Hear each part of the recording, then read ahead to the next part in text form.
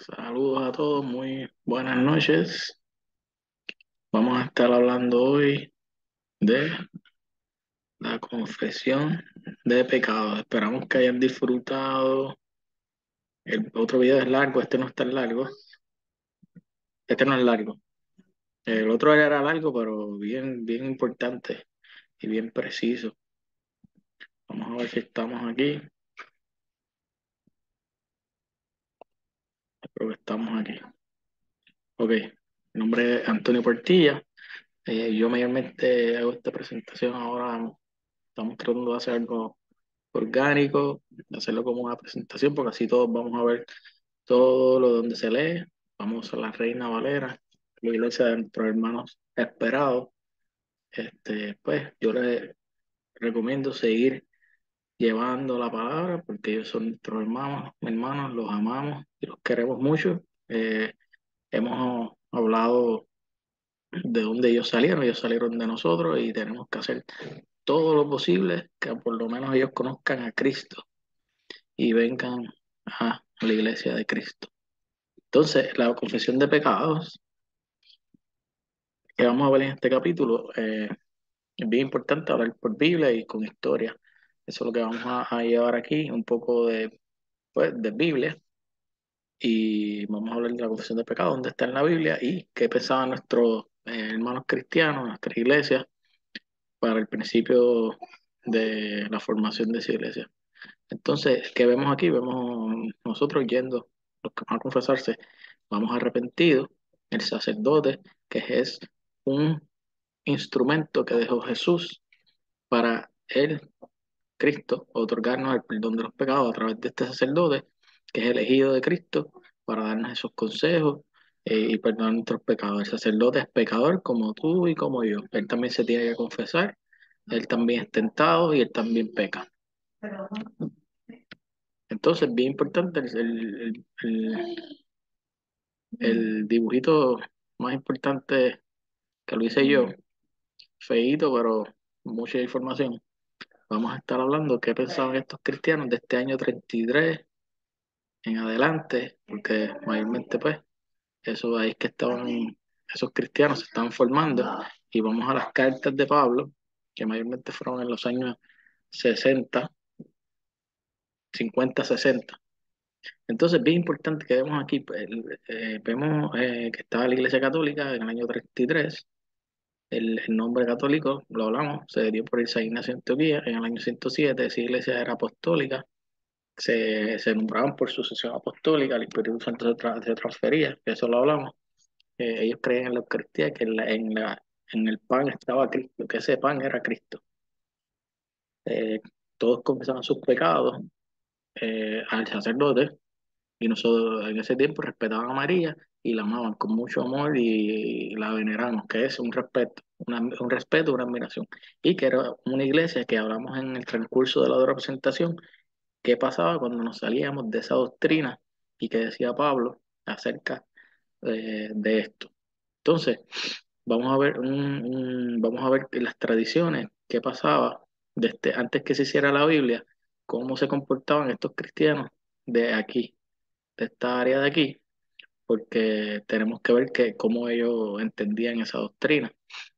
Entonces también, como vemos en el 1520, todos estas personas, nuestros hermanos separados o esperados, comenzaron a creer que ya no tiene que haber sucesión apostólica, la Eucaristía era un símbolo, que la confesión es directa con Cristo, que María es una persona más y que no es una iglesia, son 75.000 diferentes iglesias, y que el bautismo era cuando era adulto, cuando esa persona tenía uso de razón. O sea que todo lo que pensaban estas personas era diferente a todo esta línea recta que es la Iglesia Católica, porque esta doctrina del año 33 nunca ha cambiado, ha seguido igual.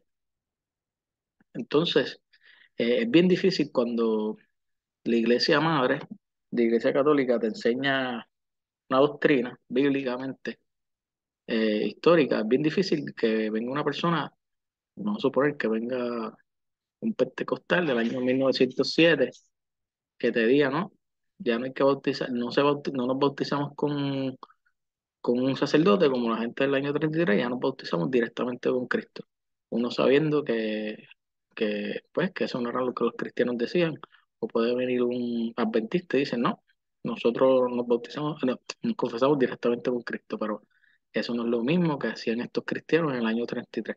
Por eso es bien difícil cuando una persona de esta línea, que se salieron de la línea recta, viene a hablar con nosotros, pues nosotros como que tenemos que saber esto para cuando ellos hablan con nosotros, pues nosotros saber la verdad, porque hablamos en la última presentación que la iglesia es fundamento y baluarte de la verdad. O sea que la verdad está en la iglesia. Seguimos. Entonces, esta es la misma foto que la vamos a ver siempre. O sea, la pregunta clave y importante aquí, ¿por qué esta iglesia, que fue fundada por Cristo, enseñaban que para el perdón de los pecados había que ir a un sacerdote? ¿Por qué estas personas, Martín Lutero, luterano, anglicana, bautista, metodista, pentecostal, ellos piensan que es directo con Dios, que yo me siento Dios, hice esto, perdóname? ¿Por qué? Esa es la pregunta que hay que hacernos, porque esta iglesia sigue enseñando lo mismo por 2000 años y estas personas enseñan algo diferente desde el 1520. O sea, que esa es la pregunta. Esa es toda la pregunta que se tiene que hacer alguna persona que quiera conocer a Cristo. Eh, la pregunta es, si Cristo lo enseñó en el año 33, ¿por qué estas personas enseñan algo diferente? Y las preguntas son, la palabra de Dios no pasa de moda, ¿no? O sea que lo que él dijo una vez en el año 33 tiene que ser lo mismo en el año 2023. No podemos decir, no, ahora ya no. Jesús, cambiamos lo que dijo Jesús. Por eso la pregunta, la palabra de Dios cambia, el evangelio se cambia. Esas son preguntas que hay que hacernos cuando estas personas nos dicen que nos confesamos directamente con Cristo, porque eso no fue lo que se enseñó. Seguimos. Vamos ahora a Romanos 3, capítulo 3, 23, 24. Por cuanto todos pecaron, o sea que todos somos pecadores, y están destituidos de la gloria de Dios, siendo justificados gratuitamente por su gracia, mediante la redención que es en Cristo Jesús. O sea que todos pecamos y estamos fuera del reino del cielo, pero por la gracia de Cristo y misericordia nos perdona. Entonces, esta cita es bien importante y esta cita mayormente a nuestros hermanos. Cuando hablamos con nuestros hermanos, ellos nos dicen, ya Cristo murió por mí, ya yo no tengo pecado. O sea que como Cristo murió por mí, yo puedo volverme un adúltero, un asesino en serie, un asesino en masa. Ya Cristo me perdonó todo. Vamos a ver qué dice aquí, porque él es el completo todo. Entonces, primera de Juan, capítulo 1, 7 al 10. Pero si andamos en luz, como Él está en luz, tenemos comunión unos con otros. Y la sangre de Jesucristo, su Hijo, nos limpia de todo pecado. Ahí, ellos dicen que ya Cristo murió por nosotros, limpió de todos pecados. O sea que pecamos todo lo que sea, que Él nos perdona todo.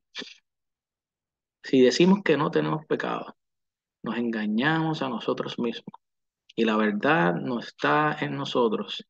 Si confesamos nuestros pecados, Él es fiel y justo para perdonar nuestros pecados y limpiarnos de toda maldad. Si decimos que no hemos pecado, le hacemos a Él mentiroso y su palabra no está en nosotros. O sea que si nosotros decimos que no somos pecadores, estamos diciendo que Cristo es un pecador. Y vamos a ver cómo la sangre de Él nos limpia. Él dice en el primer versículo, dice, y la sangre de Jesucristo, su Hijo, nos limpia de todo pecado. Pero tenemos que saber cómo nos limpia, qué tenemos que hacer para que esa sangre nos limpie. Si decimos que no tenemos pecado, nos engañamos a nosotros mismos y la verdad no está en nosotros. Si confesamos nuestros pecados, Él es fiel y justo para perdonar nuestros pecados. Así es que la sangre de Cristo nos limpia y nosotros para ser limpiados tenemos que confesar nuestros pecados. Eh, entonces, cuando yo me quiero confesar con Dios directo, yo digo, Señor, hice esto y esto. Pero entonces, ¿por qué lo haces si Dios sabe tu pecado? Ya Dios sabe el pecado, tú no tienes que decir nada.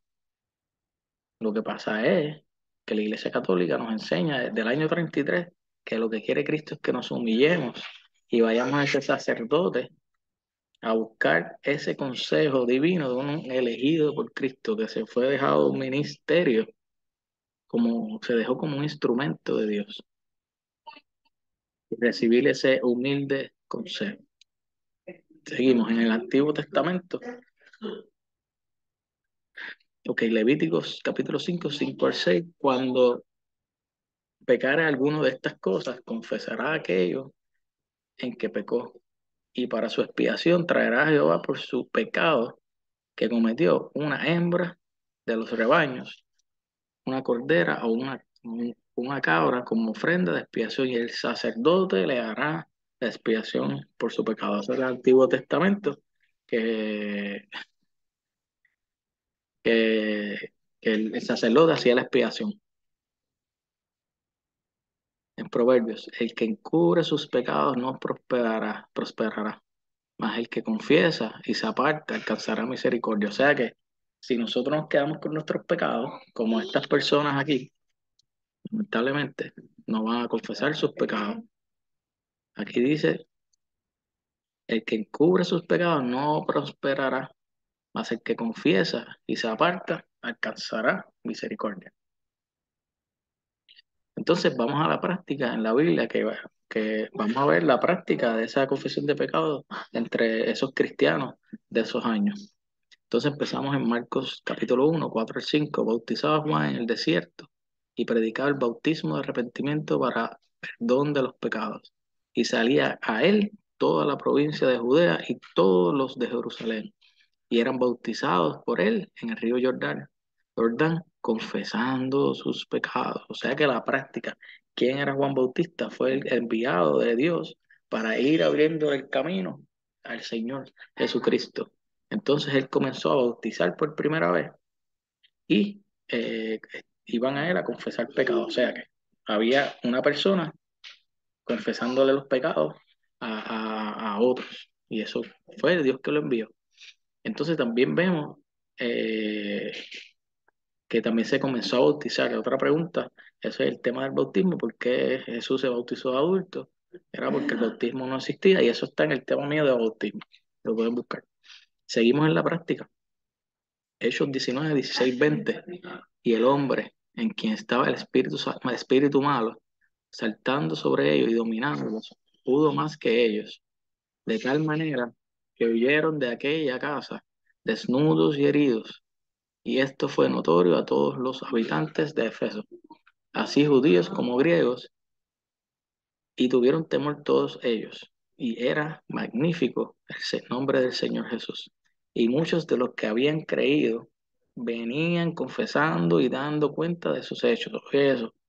Y muchos de los que habían creído venían confesando y dando cuenta de sus hechos. Asimismo, muchos de los que habían practicado la magia trajeron los libros y los quemaron delante de todos.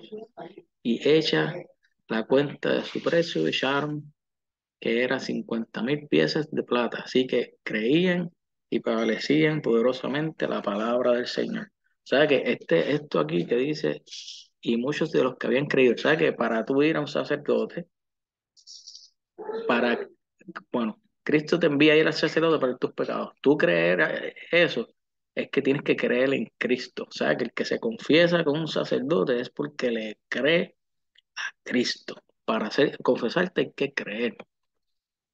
Mira qué importante es eso. O sea que el que no se va a confesar es porque no cree en Cristo.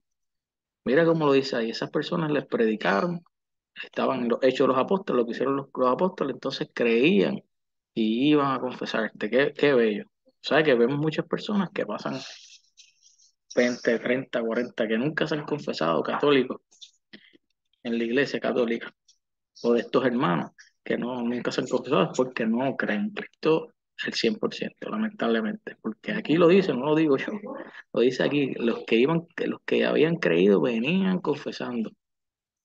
Seguimos. Santiago capítulo 5 14 16. Eh, Aquí también vemos la unción de los enfermos.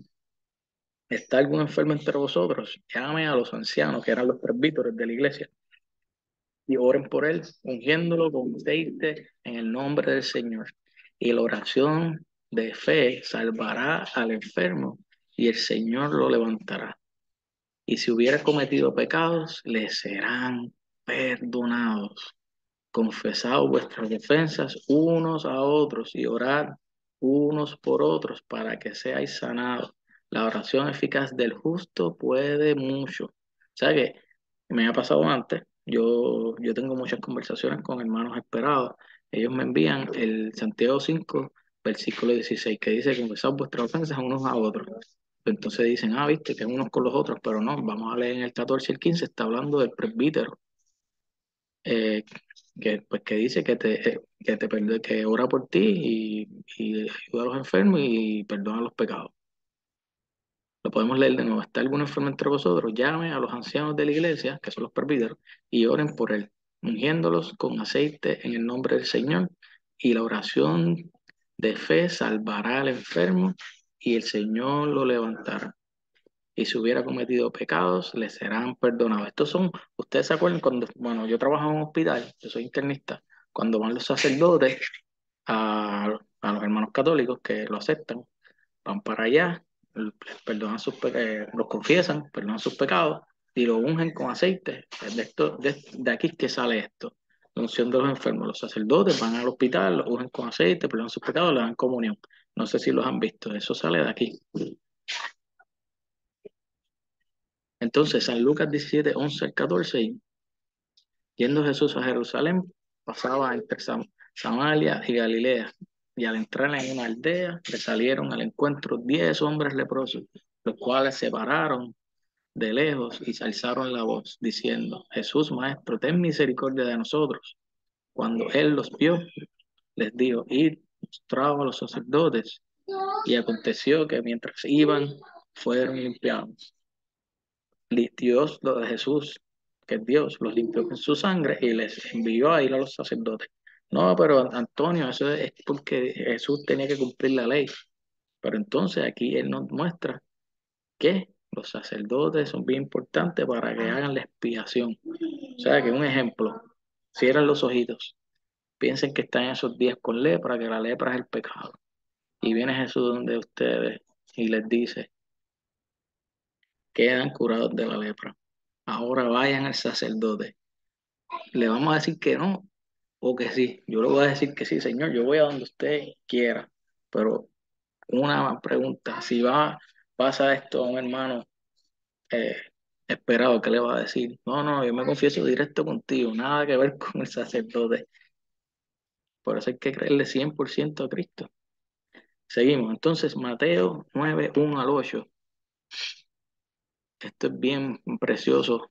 Entonces, entrando Jesús en la barca, pasó al otro lado y vino a su ciudad. Y sucedió que le trajeron un paralítico.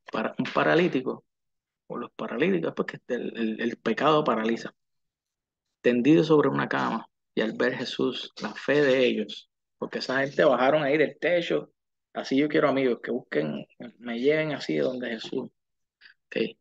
Y al ver Jesús la fe de ellos, dijo el paralítico: ten ánimo, hijo, tus pecados te son perdonados. Pero ellos no fueron a que los curaran, él dice que los pecados, o sea que eso es lo que quiere Cristo, perdonar nuestros pecados. Entonces algunos de los escribas decían dentro de sí: este blasfema, eso es lo que está pasando, Jesús a través del sacerdote perdona nuestros pecados, y nuestros hermanos del 1520 dicen que es Cristo Jesús, o sea que es una blasfemia que un sacerdote perdona los pecados para ellos. Pues vamos a ponerlos a ellos aquí, los escribas, eran nuestros hermanos separados, dice: este blasfema.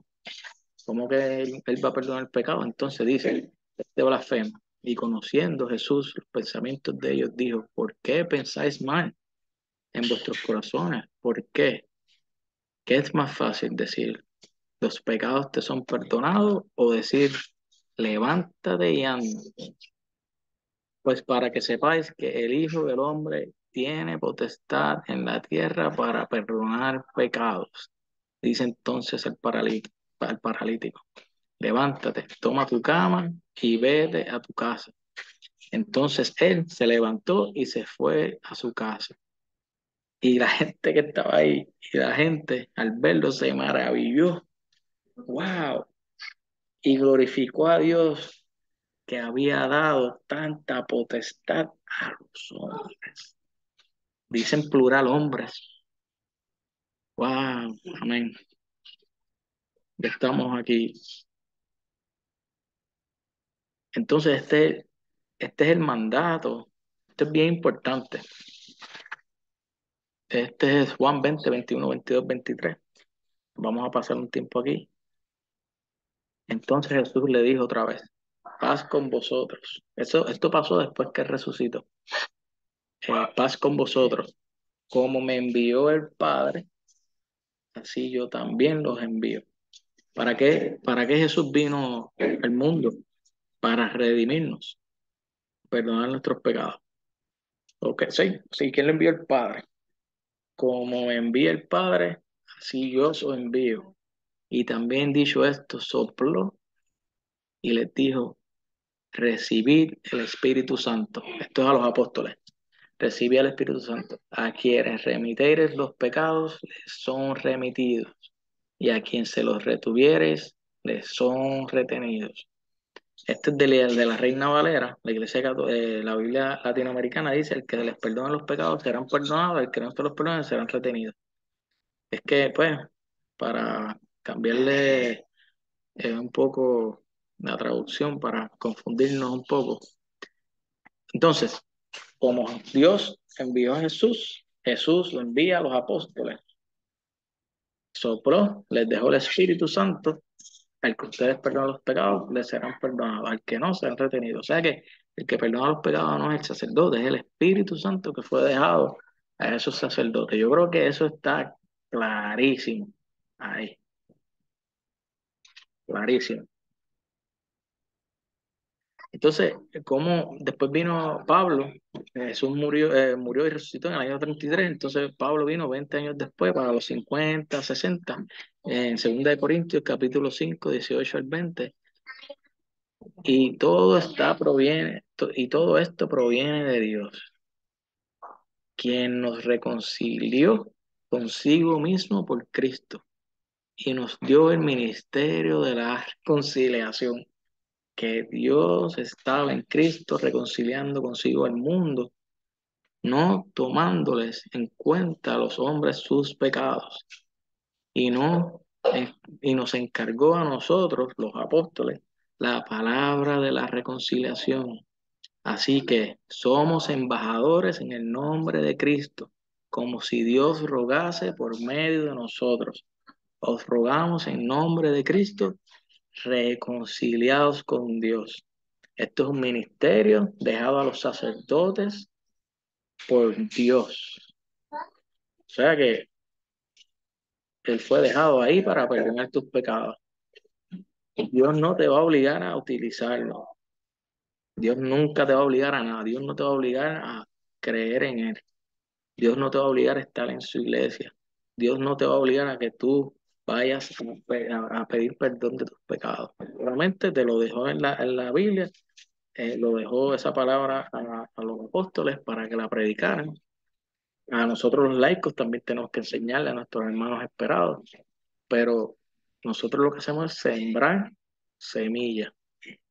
Si crece ese árbol, creció. Si no crece, eso no es nuestro problema. O sea que si no creemos esto, eso no es nuestro problema. Nosotros nada más llevamos su palabra. Pues ya vieron, ministerio de la reconciliación. Entonces, mis hermanos, Dios quiere perdonar todos nuestros pecados, matar, robar, mentir, adulterio, todo lo que tú has hecho. Usted va allí y se verán perdonados. Dios quiere, dejó un ministerio de la reconciliación para que todos nuestros pecados sean perdonados. ¿Quién quiere que sus pecados no sean perdonados? El enemigo, el diablo. El diablo va a afectar todo el método de salvación. Eucaristía para tener vida eterna, comunión con Dios. El diablo, no, vamos a sacarlo de la Eucaristía, porque eso es un símbolo y eso no da vida eterna. Ese es el trabajo. Entonces, el diablo dice, ¿cómo hago yo para que esta gente no reciba el perdón de los pecados? Uno, el diablo nos hace creer que no tenemos pecados. Tengo 20 años sin confesarme, yo no tengo pecado, yo soy bueno con todo el mundo.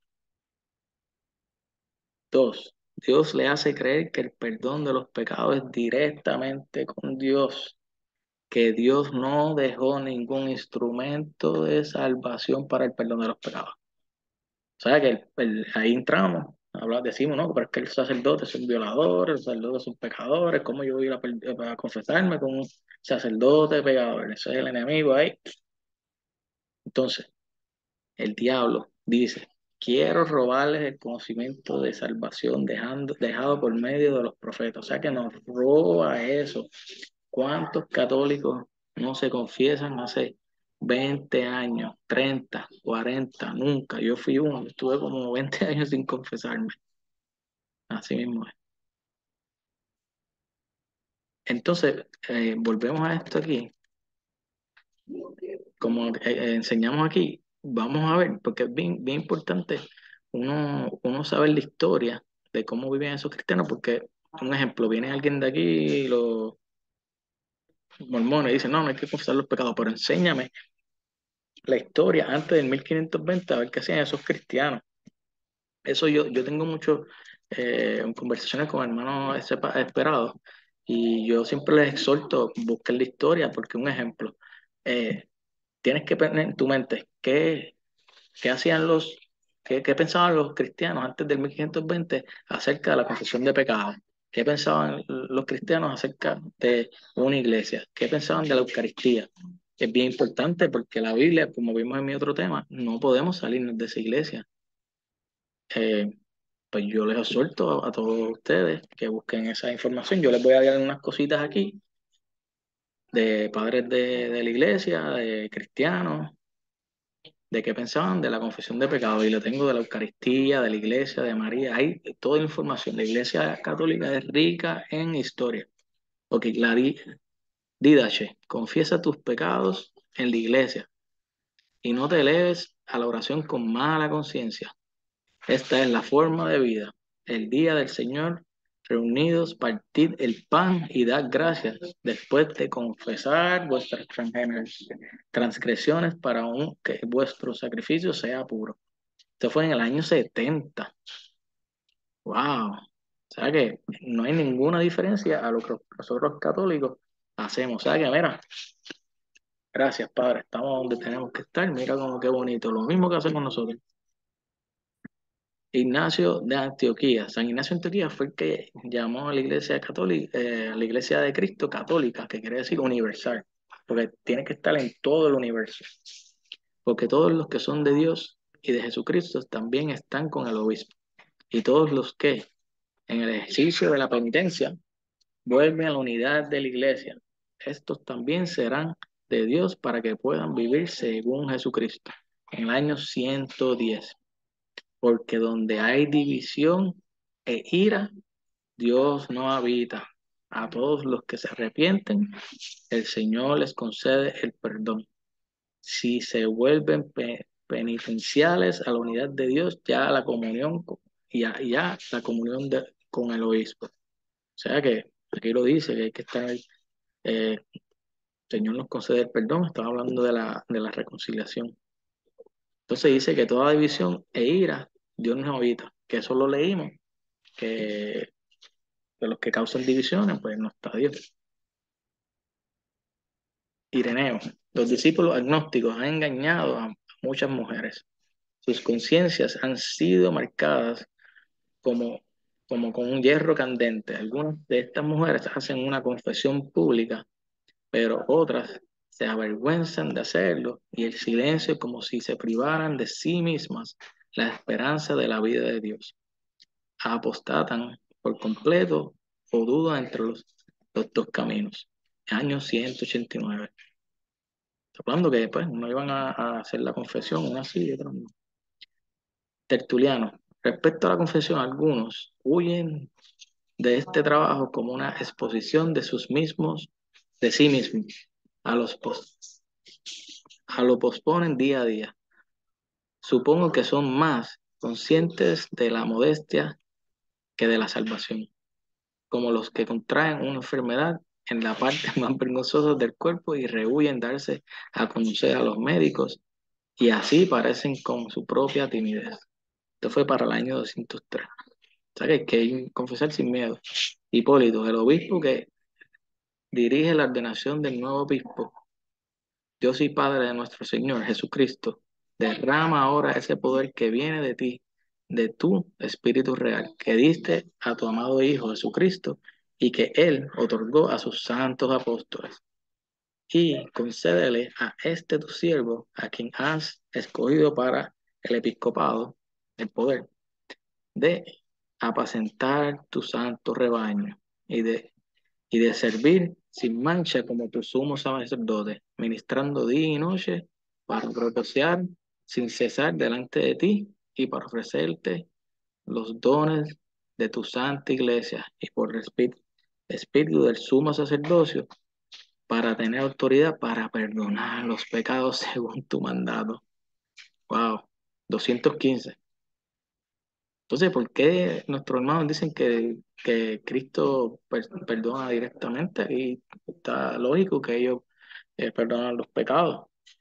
Y lo dice la Biblia, se los enseñé. Orígenes, un último método del perdón que duro y laborioso es la remisión de los pecados a través de la penitencia cuando el pecador no rehuye declarar su pecado a un sacerdote del Señor y busca medicina a la manera de quien dice: dije, ante el Señor me acusaré de mi iniquidad. Año 248. Al el sabio persa. Vosotros sacerdotes, pues, que sois discípulos de nuestro ilustre médico Cristo, no debéis negar un curativo a los que necesitan curación. O sea que eh, hay que estar siempre available, tener tiempo para confesar todo el tiempo. Y si alguno descubre su herida delante de ti, dale el remedio del arrepentimiento. Y al que se avergüence de dar a conocer su debilidad, anímalo para que no te la oculte. Y cuando os haya revelado, no lo hagáis público, no sea que por ello los inocentes sean tenidos por culpables por nuestros enemigos y por lo que nos odian. Año 340. O sea que le da un consejo a a los sacerdotes que tienen que estar ahí siempre perdonando pecados y pues tienen que hacerlo privado y dar el consejo, que eso es lo que estábamos hablando ahorita en no, segunda de Corintios que hablamos. Basilio el Grande. Es necesario confesar nuestros pecados a aquellos a quienes está confiada la dispensación de los misterios de Dios. ¿Se acuerdan Juan 20, 21, 22, 23? El que ustedes perdonan los pecados serán perdonados. Se encuentra que aquellos que hacían penitencia en la antigüedad lo hicieron antes de los santos. Está escrito en el Evangelio que confesaron sus pecados a Juan el Bautista, que lo leímos. Pero los Hechos 19, 18, que también lo leímos, se confesaron a los apóstoles. Año 288. Jerónimo, este es el último. Si la serpiente, el diablo, muerde a alguien en secreto, infecta a esa persona con el veneno del pecado.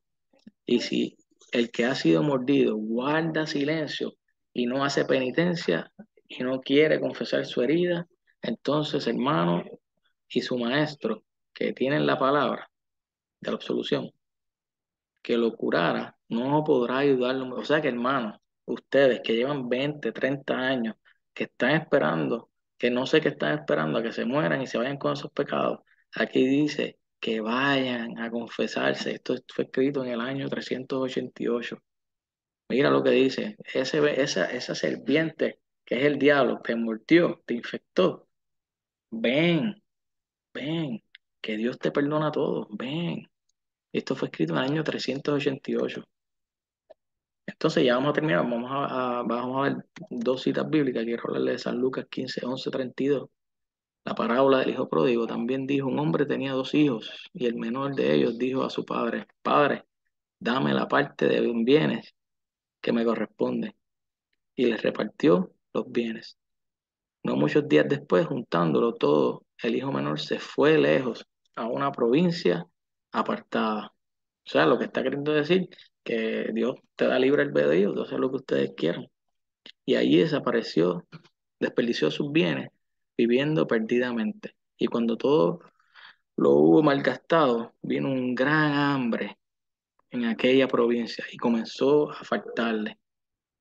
Y fue y se arrimó a uno de los los ciudadanos de aquella tierra, el cual les envió a su hacienda para que apacentase cerdos. Y deseaba llenar su vientre de las garrobas que comían los cerdos, pero nadie le daba. Y volviendo en sí, dijo, ¿cuántos jornaleros en casa de mi padre tienen abundancia de pan? O sea que ya se está arrepintiendo. Y yo aquí perezco de hambre. Me levantaré e iré a mi padre. O sea que ya se está arrepintiendo. Dice, me voy a mi padre y le diré, Padre, he pecado contra el cielo y contra ti. Ya no soy digno de ser llamado tu hijo. Eso es arrepentimiento. Wow, hazme como uno de tus jornaleros. Levantándose, vino a su padre. Y cuando aún estaba lejos, lo vio su padre y fue movido a misericordia. O sea que desde lejos Dios te está viendo. Cuando te arrepientes, está esperándote que tú vayas a él, a ese confesionario. Ok, ok. Movido a misericordia y corrió y se echó sobre el cuello y lo besó. Así te está esperando Cristo en el confesionario. Bueno, me perdí, ok. Y el hijo le dijo, Padre, he pecado contra el cielo y contra ti, y ya no soy digno de ser llamado tu hijo. Arrepentimiento. Pero el padre, pero el padre dijo a sus siervos, siervos, sus siervos, ¿quiénes son los siervos? Los sacerdotes, los apóstoles. El padre le dijo a sus siervos, sacad el mejor vestido, vístele y ponle un anillo en su mano y calzado en sus pies. Eso es lo que hacen los sacerdotes. Nos dan una ropa, estamos sucios del pecado, ropa sucia, apestoso. Entonces, Cristo nos envía a sus ministros para que nos limpie y nos dé ropa nueva. Viste, crean que quieran. Pero ustedes son católicos, este canal es de católicos para que vayan a llevarle ese mensaje a nuestros hermanos o a los hermanos católicos que ya no creen. ¿Dónde me quedé? Entonces, saca el mejor vestido y vístele, y pone un anillo en su mano y calzado en sus pies, y traer el becerro gordo, mátarlo y comamos y hagamos fiesta. O sea que es más fiesta en el cielo por uno que se arrepiente. Nosotros vamos a arrepentir, a buscar perdón y va a haber fiesta. O sea que cada vez que usted vaya allá arrepentido a confesarse, hay fiesta. Porque mi hijo que era muerto y ha revivido. O sea que cuando estamos en pecado estamos muertos. Se había perdido y es hallado. Perdóname, que está mi niño aquí, él tiene que escuchar todo esto. Y comenzaron a regocijarse. Y su hijo mayor estaba en el campo y cuando vino y llegó cerca de la casa, oyó la música y la danza. Y llamando a uno de los criados le preguntó, ¿qué era aquello? Él le dijo, tu hermano ha venido y tu padre ha hecho matar al becerro gordo por haberle recibido bueno y sano. Entonces se enojó. ¿Verdad? Que ya está la envidia de algún hermano que, pues, eso va a pasar, está en la iglesia. Eh, envidia, en vez de, perdón, alegrarse, tuvo envidia, y eso pasa. No quería entrar, salió por tanto su padre y le rogaba que entrese. Mas él, respondiendo, dijo al padre, he aquí tantos años te sirvo, no habiéndote desobedecido jamás, y nunca me has dado ni un cabrito para gozarme con mis amigos. Pero cuando vino tu hijo, que ha consumido tus bienes con rameras, has hecho matar para él el becerro gordo. Él entonces le dijo, hijo, tú siempre estás conmigo y todas mis cosas son tuyas, mas era necesario hacer fiesta y regocijarnos, porque este tu hermano era muerto y ha revivido. Se había perdido y es hallado. O sea que van a ver en la iglesia que van a llegar estos pecadores y vamos a hacer fiesta cuando lleguen, pero pues lamentablemente nos está enseñando que está en la iglesia vamos a tener estos problemas. Pero vimos los instrumentos que le cambiaron el vestido, ese es el trabajo del sacerdote. El último, no, el penúltimo. Ya nos vamos, 2 minutos. San Lucas 15, 1 al 7. Se acercaban a Jesús todos los publicanos y pecadores para oírles, y los fariseos y los escribas murmuraban, diciendo, este a pecadores recibe y con ellos come. O sea que mira como Jesús, Dios, va a buscar pecadores. Y a veces escuchamos a nuestros hermanos que dicen que en la Iglesia Católica hay demasiados pecadores. Sí, muchos. Somos un hospital de pecadores y necesitamos uno más. Uno más. Ok, seguimos.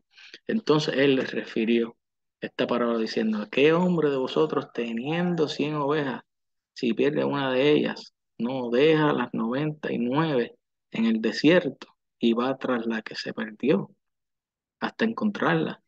Y cuando la encuentra, la pone en sus hombros gozoso y al llegar a casa reúne a sus amigos y vecinos diciéndoles gozosos, gozaos conmigo porque he encontrado mi oveja que se había perdido. Os digo que así habrá más gozo en el cielo por un pecador que se arrepiente que por 99 justos que no necesitan de arrepentimiento. O sea que a veces escuchamos, no, pero es que esa iglesia es muy pecadora. Pues mira, ahí estamos.